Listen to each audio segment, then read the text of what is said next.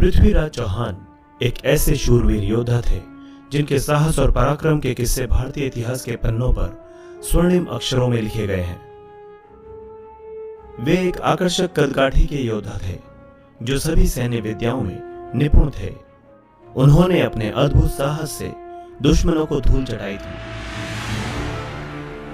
उनकी वीरता का अंदाजा इसी बात से लगाया जा सकता है जब मोहम्मद गौरी द्वारा उन्हें बंधक बना लिया गया और उनसे उनकी आंखों की रोशनी भी छीन ली गई, तब भी उन्होंने मोहम्मद गौरी के दरबार में उसे मार गिराया था।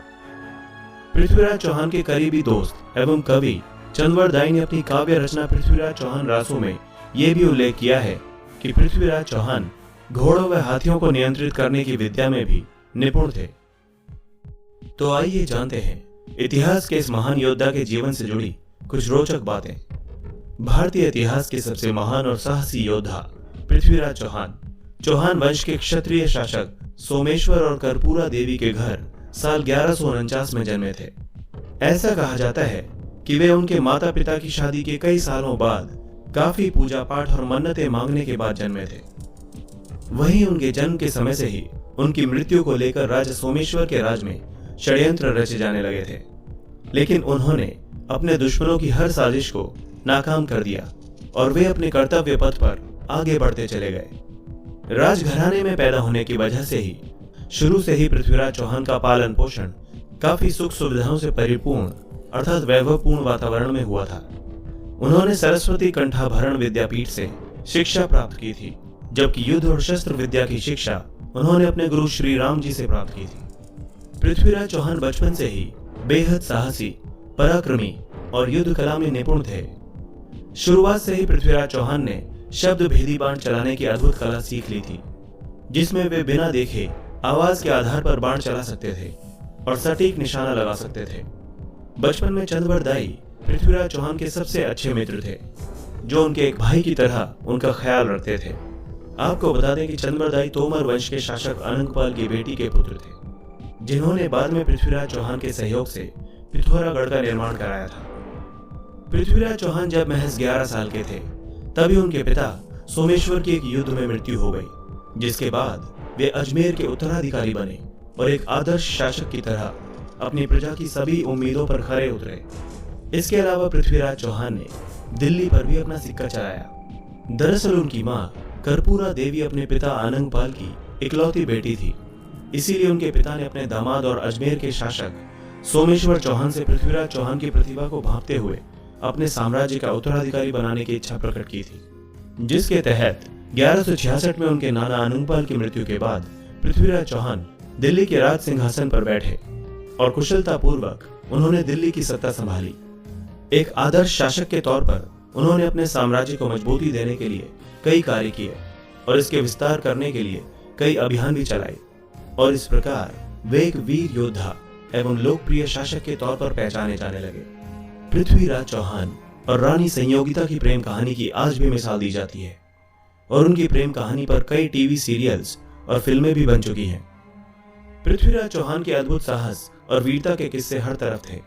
वहीं जब राजा जयचंद की बेटी संयोगिता ने उनकी बहादुरी और आकर्षण के किस्से सुने तो उनके हृदय में पृथ्वीराज चौहान के लिए एक प्रेम भावना उत्पन्न हो गई और वे चोरी छिपे गुप्त रूप से पृथ्वीराज चौहान को पत्र भेजने लगी। पृथ्वीराज चौहान भी राजकुमारी संयोगिता की खूबसूरती से बेहद प्रभावित थे और वे भी राजकुमारी की तस्वीर देखते ही उनसे प्यार कर बैठे थे। वहीं दूसरी तरफ जब रानी संयोगिता के बारे में उनके पिता राजा जयचंद को पता चला तो उन्होंने अपनी बेटी संयोगिता के विवाह के लिए स्वयंवर करने का फैसला किया। वहीं इस दौरान राजा जयचंद ने समस्त भारत पर अपना शासन चलाने की इच्छा के चलते अश्वमेघ यज्ञ का आयोजन भी किया था। इस यज्ञ के बाद ही रानी संयोगिता का स्वयंवर होना था। वहीं पृथ्वीराज चौहान नहीं चाहते थे कि क्रूर और घमंडी राजा जयचंद का भारत में प्रभुत्व हो, इसीलिए उन्होंने राजा जयचंद का विरोध भी किया था, जिससे राजा जयचंद के मन में पृथ्वीराज के प्रति घृणा और भी ज्यादा बढ़ गई। जिसके बाद उन्होंने अपनी बेटी के स्वयंवर के लिए देश के कई छोटे बड़े महान योद्धाओं को न्योता दिया, लेकिन पृथ्वीराज चौहान को अपमानित करने के लिए न्योता नहीं भेजा और द्वारपालों के स्थान पर पृथ्वीराज चौहान की मूर्तियां लगा दी। वहीं पृथ्वीराज चौहान जयचंद की चालाकी को समझ गए और उन्होंने अपनी प्रेमिका को पाने के लिए एक गुप्त योजना बनाई। बता दें कि उस समय हिंदू धर्म में लड़कियों को अपना मनपसंद वर चुनने का अधिकार था। वहीं अपने स्वयंवर में जिस भी व्यक्ति को वो गले में माला डालती वो उसकी रानी बन सकती थी। वहीं स्वयंवर के दिन जब कई बड़े बड़े राजा अपने सौंदर्य के लिए पहचानी जाने वाली राजकुमारी संयोगिता से विवाह करने के लिए शामिल हुए, उसी समय स्वयंवर में जब संयोगिता अपने हाथों में वरमाला लेकर एक एक कर सभी राजाओं के पास से गुजरी और उनकी नजर द्वार पर स्थित पृथ्वीराज चौहान की मूर्ति पर पड़ी, तब उन्होंने द्वार पर खड़ी पृथ्वीराज चौहान की मूर्ति पर हार डाल दिया, जिसे देखकर स्वयंवर में आए सभी राजा खुद को अपमानित महसूस करने लगे।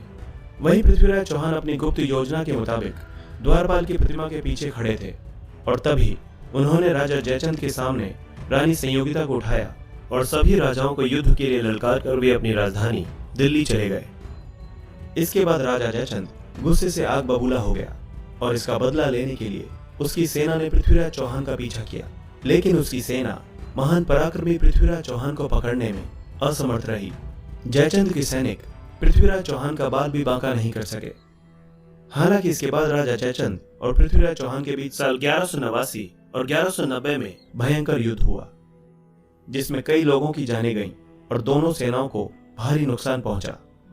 दूरदर्शी शासक पृथ्वीराज चौहान की सेना बहुत बड़ी थी, जिसमें करीब 3 लाख सैनिक और 300 हाथी थे। उनकी विशाल सेना में घोड़ों की सेना का भी खासा महत्व था। पृथ्वीराज चौहान ने अपनी इस विशाल सेना की वजह से न सिर्फ कई युद्ध जीते, बल्कि वे अपने राज्य का विस्तार करने में भी कामयाब रहे। वहीं पृथ्वीराज चौहान जैसे जैसे युद्ध जीतते गए, वैसे वैसे वे अपनी सेना को भी बढ़ाते गए। चौहान वंश के सबसे बुद्धिमान और दूरदर्शी शासक पृथ्वीराज चौहान ने अपने शासनकाल में अपने राज्य को एक नए मुकाम पर पहुंचा दिया था।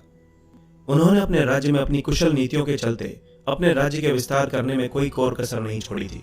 पृथ्वीराज चौहान पंजाब में भी अपना सिक्का जमाना चाहते थे, लेकिन उस दौरान पंजाब में मोहम्मद शहाबुद्दीन गौरी का शासन था। वहीं पृथ्वीराज चौहान की पंजाब पर राज करने की इच्छा मोहम्मद गौरी के साथ युद्ध करके ही पूरी हो सकती थी, जिसके बाद पृथ्वीराज चौहान ने अपने विशाल सेना के साथ मोहम्मद गौरी पर आक्रमण कर दिया। इस हमले के बाद पृथ्वीराज चौहान ने सरहिंद, सरस्वती और हांसी पर अपना राज स्थापित कर लिया। लेकिन इसी बीच अनहिलवाड़ा में जब मोहम्मद गौरी की सेना ने हमला किया तो पृथ्वीराज चौहान का सैन्य बल कमजोर पड़ गया, जिसके चलते पृथ्वीराज चौहान को सरहिंद के किले से अपना अधिकार खोना पड़ा। बाद में पृथ्वीराज चौहान ने अकेले ही मोहम्मद गौरी का वीरता के साथ मुकाबला किया, जिसके चलते मोहम्मद गौरी बुरी तरह घायल हो गया और बाद में मोहम्मद गौरी को इस युद्ध को छोड़कर भागना पड़ा। हालांकि इस युद्ध का कोई निष्कर्ष नहीं निकला। यह युद्ध सरहिंद के किले के पास तराइन नाम की जगह पर हुआ था, इसीलिए इसे तराइन का युद्ध भी कहा जाता है। कहा जाता है कि पृथ्वीराज चौहान ने मोहम्मद गौरी को 17 बार पराजित किया था, लेकिन हर बार उन्होंने उसे जीवित ही छोड़ दिया। वहीं पृथ्वीराज चौहान से इतनी बार हारने के बाद मोहम्मद गौरी मन ही मन प्रतिशोध की भावना से भर गया था। वहीं जब संयोगिता के पिता और पृथ्वीराज चौहान के कट्टर दुश्मन जयचंद को इस बात की भनक लगी तो उसने मोहम्मद गौरी से अपना हाथ मिला लिया और दोनों ने पृथ्वीराज चौहान को जान से मारने का षड्यंत्र रचा। इसके बाद दोनों ने मिलकर साल 1192 में अपने मजबूत सैन्य बल के साथ पृथ्वीराज चौहान पर फिर से हमला किया। वहीं जब इस युद्ध में पृथ्वीराज चौहान अकेले पड़ गए थे, तब उन्होंने अन्य राजपूत राजाओं से मदद मांगी थी, लेकिन स्वयंवर में पृथ्वीराज चौहान द्वारा किए गए अपमान को लेकर कोई भी शासक उनकी मदद के लिए आगे नहीं आया। इस मौके का फायदा उठाते हुए राजा जयचंद ने पृथ्वीराज चौहान का भरोसा जीतने के लिए अपना सैन्य बल पृथ्वीराज चौहान को सौंप दिया। वहीं उदार स्वभाव के पृथ्वीराज चौहान राजा जयचंद की इस चाल को समझ नहीं पाए और इस तरह जयचंद के धोखेबाज सैनिकों ने पृथ्वीराज चौहान के सैनिकों का संहार कर दिया। और इस युद्ध के बाद मोहम्मद गौरी ने पृथ्वीराज चौहान और उनके मित्र चंदबरदाई को अपने जाल में फंसाकर उन्हें बंधक बना लिया और उन्हें अपने साथ अफगानिस्तान ले गया। इसके बाद मोहम्मद गौरी ने दिल्ली, पंजाब, अजमेर और कन्नौज में शासन किया। हालांकि राजा पृथ्वीराज चौहान के बाद कोई भी राजपूत शासक भारत में अपना राज जमाकर अपनी बहादुरी साबित नहीं कर पाया। पृथ्वीराज चौहान से कई बार पराजित होने के बाद मोहम्मद गौरी अंदर ही अंदर प्रतिशोध की भावना से भर गया था। इसलिए बंधक बनाने के बाद पृथ्वीराज चौहान को उसने कई शारीरिक यातनाएं दी एवं पृथ्वीराज चौहान को मुस्लिम बनने के लिए भी प्रताड़ित किया। वहीं काफी यातनाएं सहने के बाद भी वीर योद्धा पृथ्वीराज चौहान मोहम्मद गौरी के सामने झुके नहीं और दुश्मन के दरबार में भी उनके माथे पर किसी तरह की शिकन नहीं थी। इसके साथ ही वे अमानवीय कृत्यों को अंजाम देने वाले मोहम्मद गौरी की आंखों में आंखें डालकर पूरे आत्मविश्वास के साथ देखते रहे, जिसके बाद गौरी ने उन्हें अपनी आंखें नीची करने का आदेश भी दिया। लेकिन इस राजपूत योद्धा पर तनिक भी प्रभाव नहीं पड़ा, जिसको देखकर मोहम्मद गौरी का क्रोध 7वें आसमान पर पहुंच गया और उसने पृथ्वीराज चौहान की आंखें गर्म सलाखों से जला देने का आदेश दिया। यही नहीं, आंखें जला देने के बाद भी क्रूर शासक मोहम्मद गौरी ने उन पर कई जुल्म ढाए और अंत में पृथ्वीराज चौहान को जान से मार देने का फैसला किया। वहीं इससे पहले मोहम्मद गौरी की पृथ्वीराज चौहान को मार देने की साजिश कामयाब होती, पृथ्वीराज चौहान के बेहद करीबी मित्र और राजकवि चंद्रवरदाई ने मोहम्मद गौरी को पृथ्वीराज चौहान की शब्द भेदी बाण चलाने की खूबी बताई, जिसके बाद मोहम्मद गौरी हंसने लगा कि भला एक अंधा कैसे बाण चला सकता है। लेकिन बाद में गौरी अपने दरबार में तीरंदाजी प्रतियोगिता का आयोजन करने के लिए राजी हो गया। वहीं इस प्रतियोगिता में शब्द भेदी बाण चलाने के उस्ताद पृथ्वीराज चौहान ने अपने मित्र चंद्रवरदाई के दोहों के माध्यम से अपनी अद्भुत कला दिखाई और भरी सभा में पृथ्वीराज चौहान ने चंद्रवरदाई के दोहों की सहायता से मोहम्मद गौरी की दूरी और दिशा को समझते हुए गौरी के दरबार में ही उसका वध कर दिया। ये दोहा कुछ इस प्रकार था: 4 बांस 24 गज, अंगुल अष्ट प्रमाण, ता ऊपर सुल्तान है, मत चूको चौहान। इसके बाद पृथ्वीराज चौहान और चंद्रवरदाई ने अपने दुश्मनों के हाथों मारने के बजाय एक दूसरे पर बाण चलाकर अपनी जीवन लीला खत्म कर दी। वहीं जब राजकुमारी संयोगिता को इस बात की खबर लगी तो उन्होंने भी पृथ्वीराज चौहान के वियोग में अपने प्राण दे दिए। दोस्तों, इसी तरह